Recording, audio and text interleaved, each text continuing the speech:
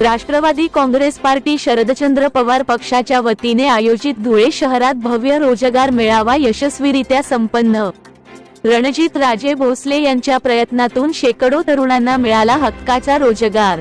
Rashtrawadi Congress party Sharadchandraji Pawar पक्षाच्या वतीने आयोजित धुळे शहरामध्ये भव्य रोजगार मेळावा यशस्वीरित्या संपन्न झाला। सदर मेळाव्याचे उद्घाटन खासदार शोभाताई बच्छाव यांच्या हस्ते संपन्न झाले असून आमदार कुणाल पाटील कार्यक्रमाला प्रमुख पाहुणे म्हणून उपस्थित होते। रोजगार मेळाव्याला जिल्ह्यातील व शहरातील तरुण बेरोजगार यांनी मोठ्या प्रमाणाने उत्स्फूर्त असे प्रतिसाद दिला।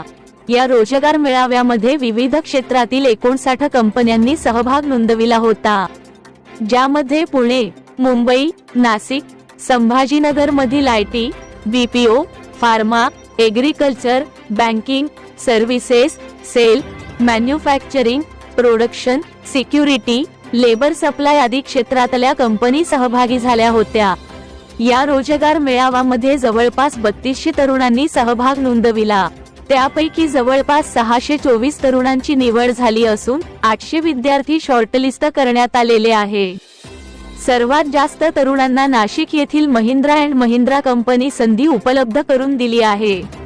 उर्वरित काही तरुणांना कंपनीच्या कार्यालयामध्ये प्रेझेंटेशनसाठी बोलवले जाणार आहे।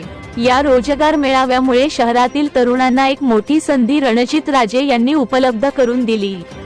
अतिशय चांगला उपक्रम त्यांनी घेतला असे खासदार शोभाताई बच्छाव यांनी म्हटले। तसेच रणजित राजेचे काम अतिशय चांगले आहे, त्यांची प्रतिमा चांगली आहे, त्यांचं कार्य शहरासाठी चांगले आहे। या मेळाव्यामुळे शहराच्या तरुणांना एक चांगली संधी मिळवून दिली हे त्यांचे वैशिष्ट्य आहे। रणजित राजे, आपण कामाला, आपणास माझ्या शुभेच्छा असे प्रतिपादन आमदार कुणालबाबा पाटील यांनी आपल्या भाषणात म्हटले आहे। या मेळाव्यामध्ये सकाळी 9 वाजेपासून ते संध्याकाळी 6 वाजेपर्यंत विद्यार्थ्यांनी तरुणांनी आपला सहभाग नोंदविला होता। कार्यक्रमाला प्रमुख पाहुणे आणि आदी महाविकास आघाडीचे प्रमुख पदाधिकारी कार्यकर्ते उपस्थित होते।